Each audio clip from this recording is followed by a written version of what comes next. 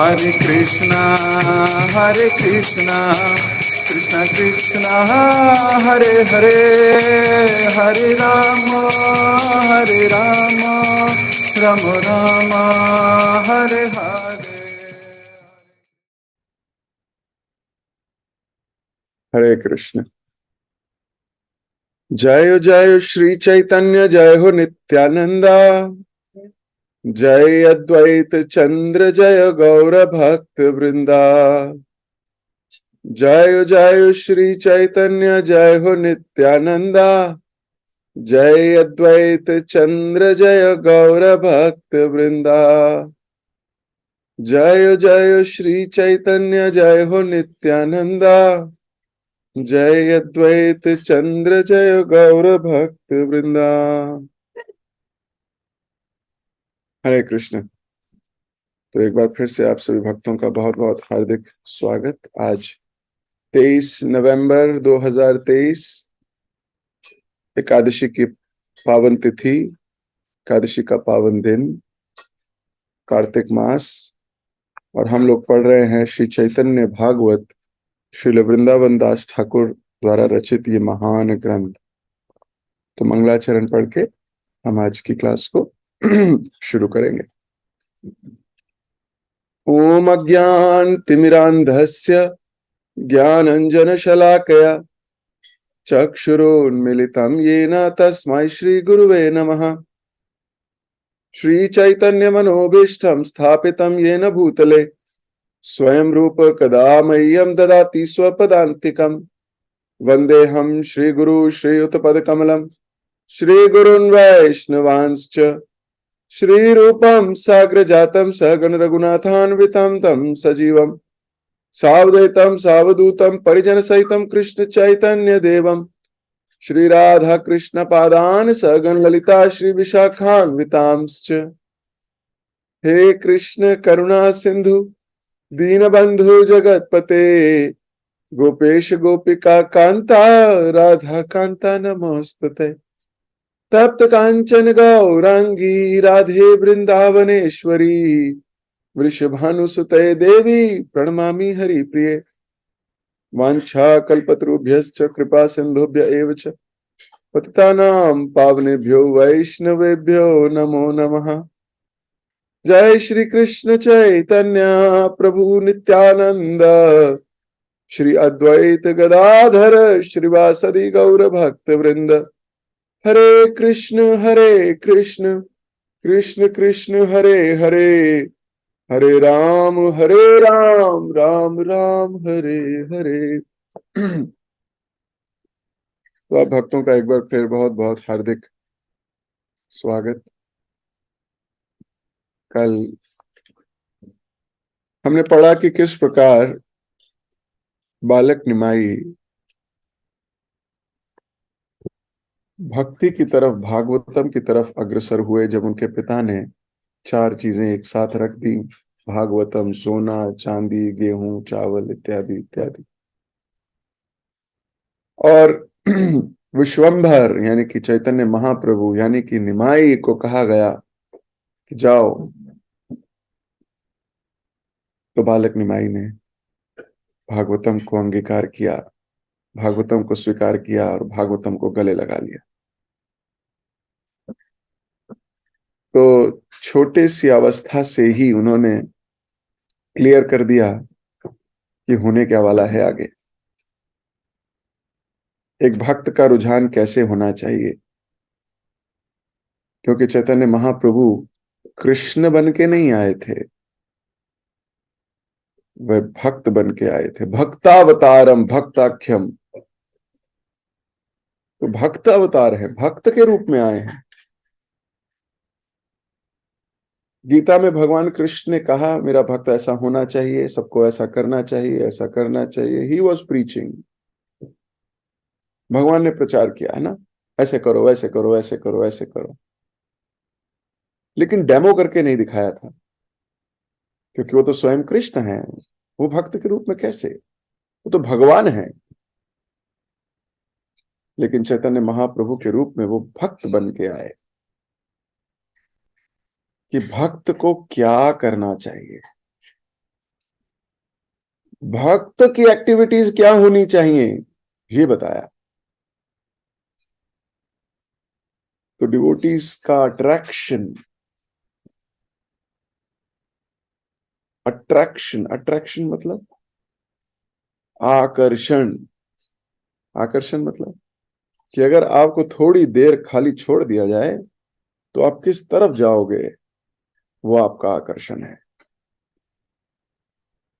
अगर आप YouTube की तरफ जाओगे, कोई फिल्मी गाने, कोई भौतिक चीजें, कोई क्रिकेट, कोई इधर कोई उधर, खाली समय में अगर आप इधर जा रहे हो, दैट मीन्स ये आपका इंटरेस्ट है, आकर्षण है आप।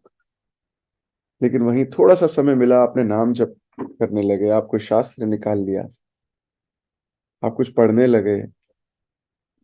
आजकल तो भक्त मोबाइल में वेदाबेस डाउनलोड करके आराम से देखते हैं, जब समय मिलता है उसको थोड़ी देर पढ़ लेते हैं। ये उनका जेन्युइन अट्रैक्शन है, इसको कहते हैं अट्रैक्शन हो गया है। कृष्ण की बात सुनने में, कथा सुनने में रुचि। तो बालक निमाई ने बचपन से ही बता दिया कि एक वैष्णव को, एक भक्त को कैसा होना चाहिए। कल हमने इसके ऊपर 4 बातें पढ़ी थी और 4 चीजें सीखी थी कल की क्लास में। आज हम आगे बढ़ेंगे। हमने कल की क्लास को विराम दिया था कि जब बालक निमाई के घर में सांप आ जाता है ना। अब बालक है, बालक आप अपने घरों में भी देखते हो, जब छोटे होते हैं तो जो भी चीज हाथ में मिलती है वो मुंह में डालने का प्रयास करते हैं, उसको पकड़ने का प्रयास करते हैं। कोई कहता है कि उसके दांत आ रहे हैं इसलिए उसको चबाने की इच्छा होती है, और भी कई कारण साइकोलॉजिकली इसको डिफाइन किया जा सकता है, चाइल्डिश अर्जेस को। तो निमाई जो भी चीज पकड़ते थे मुंह में डालते या उसको पकड़ने का प्रयास तो करते। अब एक दिन घर में सांप आ गया था, यहीं पर हमने कल की क्लास को विराम दिया था कि आगे क्या होगा। तो जैसे ही वो सांप रेंगते हुए जगन्नाथ मिश्र के आंगन में आ गया, उसे देखते ही निमाई उसकी तरफ लपके और उसे पकड़ लिया।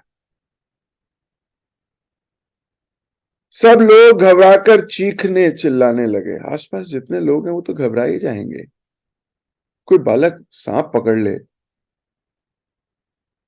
घबरा जाओगे कि नहीं? बिल्कुल घबरा जाओगे। मैं अपनी एक व्यक्तिगत एक्सपीरियंस आपसे शेयर करता हूं। एक बार मैं काम्यवन, आज से 5-7 साल पुरानी बात है, काम्यवन गए।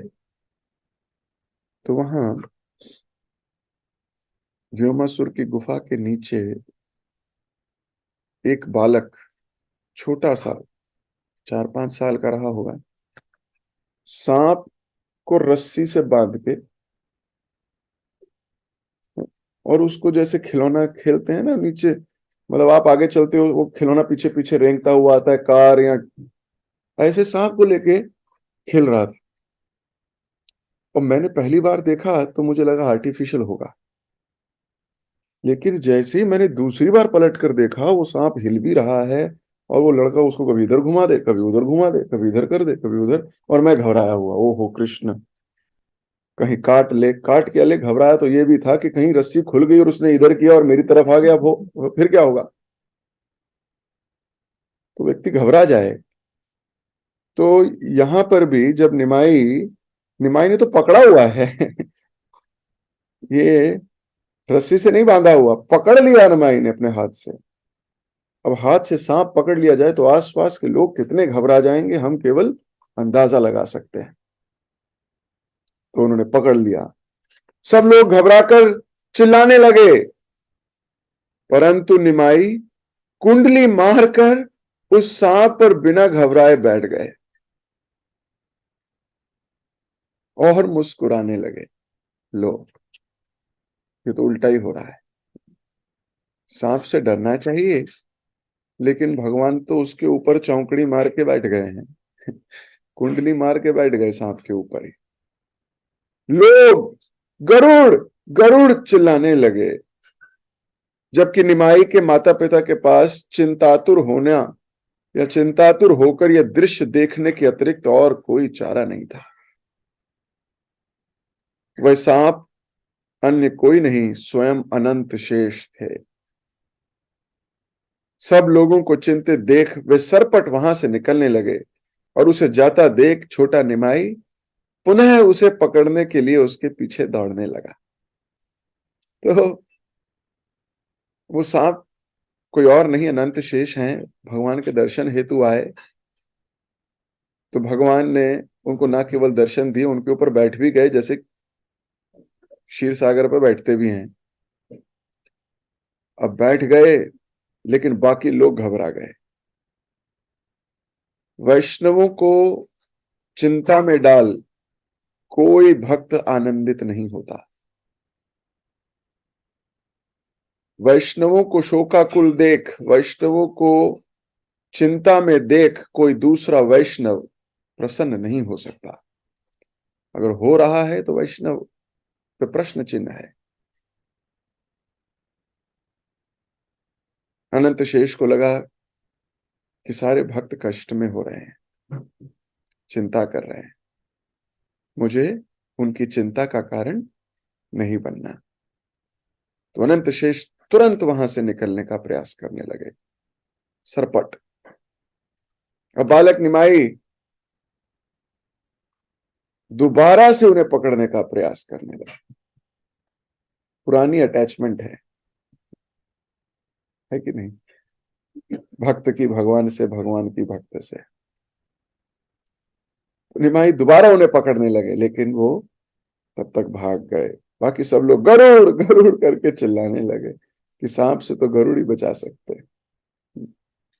कुछ स्त्रियों ने दौड़कर निमाई को उठा लिया और उसे आशीर्वाद दिया, निमाई तुम चिर आयु रहो। कुछ संबंधियों ने उसकी रक्षा के लिए ताबीज बांध दिया। कुछ अन्य लोगों उसके शरीर पर गंगा जल छिड़क कर विभिन्न मंत्र का उच्चारण करने लगे। निमाई बार बार निकल चुके उस सांप को पकड़ने का प्रयत्न कर रहा था, परंतु लोगों ने उसे रोके रखा। तो महाप्रभु पकड़ना चाह रहे थे और इधर लोग उनको रोक रहे थे, और कोई ताबीज बांध रहा है, कोई गंगा जल छिड़क रहा है, कोई मंत्र बोल रहा है कि इसके ऊपर कष्ट ना आए। सेम वैसे ही जैसे यशोदा नंदन कृष्ण के लिए गोपियां ग्वाल बाल चिंतित हो जाते थे। भगवान कृष्ण पे आए दिन कोई ना कोई संकट, भौतिक दृष्टि का संकट मंडराता था। हालांकि भगवान तो उसको पल भर में समाप्त करते थे, लेकिन आसपास के लोग बड़े शोकाकुल या चिंताकुल हो जाते थे। और कई बार तो सोचते थे निमाई को नजर लग गई है। निमाई यानी कृष्ण, सॉरी, कृष्ण को क्या लग गई है? नजर लग गई है। तो वो भी कृष्ण की रक्षा के लिए गौमूत्र से कृष्ण को नहलाते थे। कई बार गाय की पूंछ के बाल से उसको उसके सर पे फेरते थे, उसको काला टीका लगा देते थे। ऑब्जेक्टिव क्या है? कृष्ण सुरक्षित रहे। वो उनको भगवान नहीं मानते थे। वृंदावन में भगवान ऐश्वर्य स्वरूप में नहीं है, दास स्वरूप में ही है। और आसपास के जितने लोग हैं वो भगवान को प्रेम रीति से बंधे हैं, ऐश्वर्य रीति से नहीं। तो वो भगवान की प्रोटेक्शन करने के लिए सर्वदा प्रयास करते थे, भगवान प्रोटेक्टेड रहें। सिमिलरली, सेम उसी तरीके से यहां पर भी निमाई सुरक्षित रहे, उसके लिए प्रयास किया जा रहा है। निमाई सुरक्षित रहे, कोई ताबीज बांध रहा है, कोई गंगा जल छिड़क रहा है, कोई मंत्र बोल रहा है, इत्यादि। कुछ दिनों बाद निमाई खड़ा होने लगा और घर में यहां वहां घूमना आरंभ कर दिया। निमाई का सौंदर्य अतुलनीय था। घुंघराले बालों की सुंदर लटें उसके सुवलित मस्तक की शोभा बढ़ा रही थी, और उसके कमल नयनों को देखकर गोपाल कृष्ण का स्मरण हो आता था। तो इतने सुंदर हो गए थे निमाई धीरे धीरे बच्चा बड़ा होता है, उसके बाल बड़े होते हैं, घुंघराले बाल, सुंदर चितवन,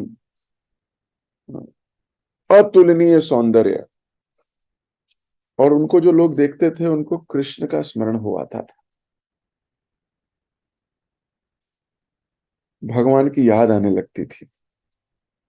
उनकी भुजाएं घुटनों तक फैली थीं, वक्ष चौड़ा और अधर लालिमा युक्त था।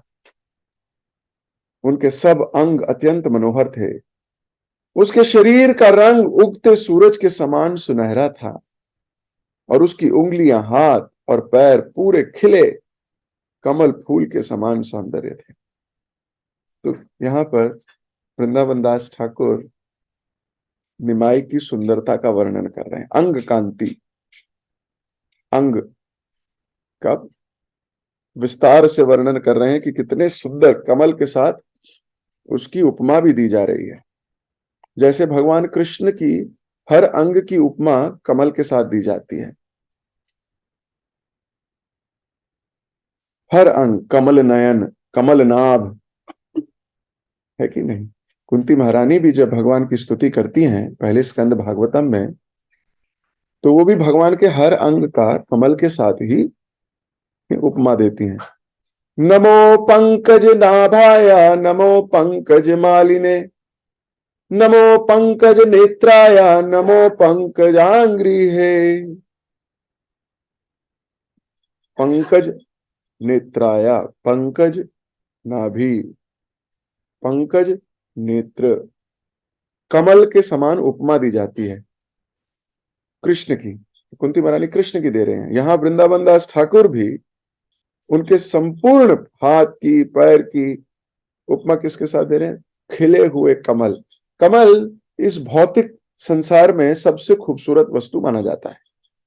हालांकि भगवान का आध्यात्मिक शरीर है, आध्यात्मिक शरीर की उपमा किसी भौतिक चीज से नहीं दी जा सकती, लेकिन फिर भी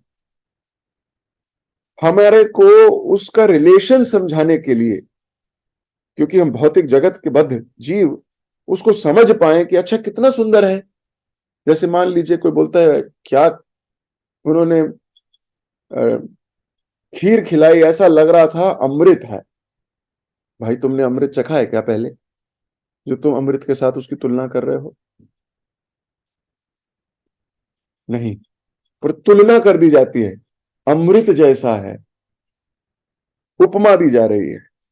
इसी प्रकार आध्यात्मिक जगत की चीज की अगर भौतिक जगत की किसी चीज से तुलना की जाए तो वो भौतिक जगत की चीज सर्वश्रेष्ठ होनी चाहिए।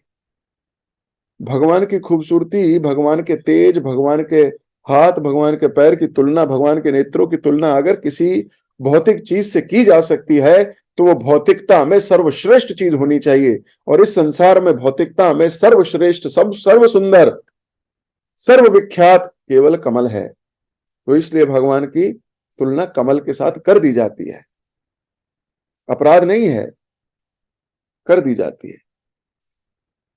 उनकी सुंदरता को देखकर शची देवी और जगन्नाथ मिश्र सदैव विस्मित रहते। वो दोनों सोचते रहते ये बालक इतना सुंदर कैसे है, कोई इतना खूबसूरत कैसे हो सकता है। एक तो इनकी प्रेम की नजर है।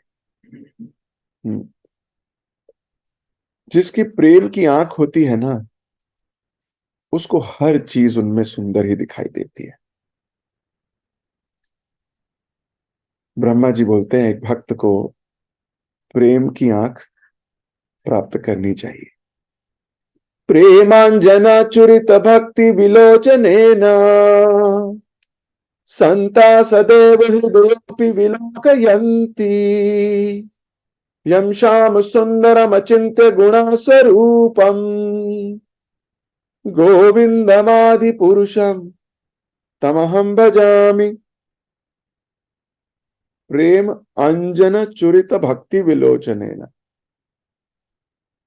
तो प्रेम की आंख जब भक्त को लग जाती है तो जिससे वो प्रेम करता है, जो उसके आराध्य हैं, जो उसके इष्ट हैं, जो उसके स्वामी हैं, उनकी हर चीज उनको सुंदर लगती है। ये प्रेम का ऐसा स्वभाव है। हर चीज, और उसके लिए अगर कोई कष्ट भी लेने पड़े तो वो कष्ट भी आनंद का स्तोत्र होते हैं। उसको हर चीज उनकी अच्छी लगती है। अब भगवान को देखिए, माखन चुराए वो भी सुंदर है, कपड़े चुरा लें वो भी सुंदर है, किसी को मार डालें, मर्डर करें किसी राक्षस का, वो भी सुंदर है, झूठ बोलें वो भी सुंदर है। हर चीज उनकी सुंदर है। किसको लगेगी? जो प्रेम करता है उसको अच्छी लगेगी, जो द्वेष करता है उसको अच्छी नहीं लगेगी। भक्तों को भगवान का हर कार्य सुंदर लगता है, और शिशुपाल को उनका हर कार्य में डाउट, उनके हर कार्य के पीछे द्वेष, हर कार्य गलत। तो जो डिवोटीज हैं उनकी क्योंकि प्रेम की आंख है, भगवान अगर कुछ करें भी तो भक्त उनसे प्रेम ही करता है। क्यों? क्योंकि वो प्रेमी है। भगवान कृष्ण स्वयं राधा रानी के प्रेमी हैं, सच्ची बात है। तो कई बार राधा रानी मान लीला दिखाती थी तो कृष्ण राधा रानी के पैर दबाया करते थे। सोचिए, परम भगवान, सर्व सर्वेश्वरा, वो राधा रानी के पैर दबा रहे। क्यों? प्रेम है। प्रेम में व्यक्ति औपचारिकताएं नहीं देखता, उसको प्रेम है। उसको राधा रानी का मान भी अच्छा लग रहा है।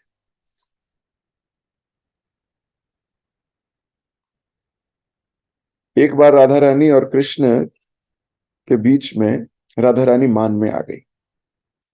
राधा रानी मान में आ गई और राधा रानी अपनी सखियों को कहने लगी, मुझे आज के बाद कुछ भी काला नहीं देखना है। अब सखियां बोली, हाँ जी जी, नो प्रॉब्लम, नहीं देखेंगे। बोले, क्या जी जी? तुम्हारे बाल भी काले हैं और तुम्हारी पलकें भी काली हैं, जाओ इसको मुंडवा के आओ।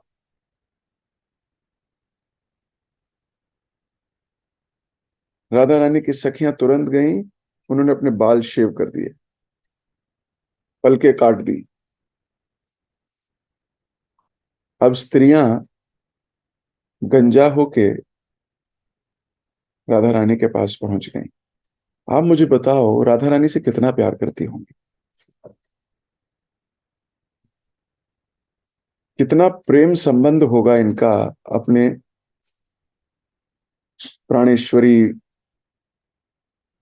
अपनी अ, राधिका से, अपनी सर्वेश्वरी से, वृंदावनेश्वरी से, सिद्धेश्वरी से, कितना स्नेह होगा। एक बार नहीं पूछा, भाई हम स्त्रियां हैं, हम क्यों काटे बाल? तुझे काला नहीं देखना तो तू आंख बंद कर ले, इधर उधर हो जा। एक भी गोपी ने ऐसा नहीं कहा। ये प्रेम का स्वभाव है। प्रगाढ़ प्रेमेर एहि स्वभाव आचार, निज दुख विघ्न आदि ना करे विचार। जिसको प्रगाढ़ प्रेम है ना, उसको अपने दुख, अपने विघ्न का कोई विचार नहीं है। और जिसको विचार है उसको भी प्रगाढ़ प्रेम नहीं है। तो प्रेमांजना चुरित भक्ति विलोचने ना, जब व्यक्ति प्रेम करता है उसको उसकी सारी चीजें अच्छी लगती है। श्याम वर्ण इतना लुभाना लगता है। क्यों? क्योंकि प्रेमी है। और जो द्वेषी है उसको तो आप कुछ भी कर लो, उसको आपका दोष ढूंढे बिना मानेगा नहीं। वो आपके अंदर अवगुण देखे बिना मानेगा नहीं।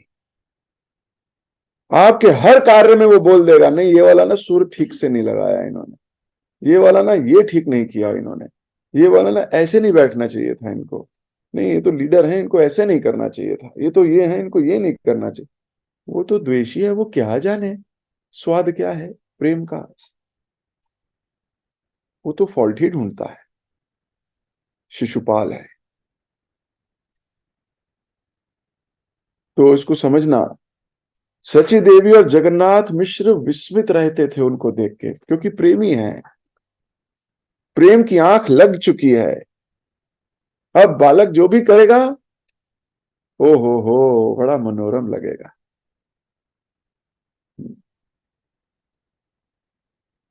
यद्यपि बाहरी दृष्टि से वे निर्धन थे, उनका नन्हा पुत्र उनके असीम आनंद का स्तोत्र था। बड़ी गहरी लाइन है। भक्ति का अमीरी से और गरीबी से कोई लेना देना नहीं है, कोई लेना देना नहीं। अमीरी और गरीबी का तो आपके प्रारब्धों से लेना देना है, भक्ति से नहीं। जितना हमें मिलना है उतना तो हमें मिलना है, लेकिन उतना मिलने के बाद हमारी मनोवृत्ति क्या है, वो आपकी भक्ति को आगे या भक्ति को पीछे ले जाएगी, निर्धारित करेगी। तो विचार करना चाहिए। जबकि सची देवी, जगन्नाथ मिश्र कोई बहुत अमीर लोग नहीं थे, निर्धन के कैटेगरी में ही थे, लेकिन खुश थे, प्रसन्न थे। भगवान का संबंध किसी के साथ भी हो सकता है। भगवान का जो ये दिव्य संबंध है, ये आपके धन पे और आपकी निर्धनता पे निर्भर नहीं है। गरीबी भौतिक दृष्टि से नहीं होती, गरीबी तो हृदय की गरीबी है। वास्तव में जिसने नाम धन प्राप्त नहीं किया है वो गरीब है, और जो संतुष्ट है वो अमीर है। जो संतुष्ट है वही अमीर है। अगर कोई व्यक्ति संतुष्ट नहीं है, तो उसके पास मान लीजिए 1 करोड़ रुपया है, पर वो संतुष्ट नहीं है, तो वो और मांगने के लिए भागेगा, और चाहिए उसको। तो जिसको और चाहिए वो निर्धन है। अब उसके पास 2 करोड़ आ गया, उसको और चाहिए, अगर उसको और चाहिए तो जिसको और चाहिए वो तो निर्धन है। और मान लीजिए आपके पास 10,000 रुपया ही है, लेकिन आप संतुष्ट हैं, आपको और नहीं चाहिए। जिसको और नहीं चाहिए वही अमीर है, जिसको और चाहिए वो गरीब है, क्योंकि गरीब मांगता है और अमीर संतुष्ट रहता है। तो वास्तव में जो निर्धनता है भौतिक दृष्टि से भी, जो संतुष्ट है अपने प्रारब्धों से प्राप्त धन यश इत्यादि से, वही अमीर है। और जो संतुष्ट नहीं है वो सर्वदा गरीब है, सर्वदा गरीब है। और आध्यात्मिक दृष्टि से जिसके पास नाम धन है वही अमीर है। तो अभी सची माता और जगन्नाथ मिश्र के पास नाम धन देने वाले, नाम धन उपलब्ध कराने वाले, गोलोकेना प्रेमाधन हरि नाम संकीर्तन। तो ये जो गोलोक का प्रेम धन है, हरिनाम संकीर्तन, ये प्रदान करने वाले प्रदाता इनके घर में खेल रहे हैं। इनके मन में काहे की गरीबी, ये परम अमीर हैं, परम संतुष्ट हैं। तो मैं अपनी वाणी को भी यहीं विराम दूंगा, समय हो गया। कल फिर से आपसे मुलाकात होगी, इसी से आगे पढ़ेंगे चैतन्य भागवत। जगत गुरु शिल प्रभुपाद की जय, शिल वृंदावन दास ठाकुर की जय, श्री चैतन्य भागवत की जय। हरे कृष्ण। हरे कृष्णा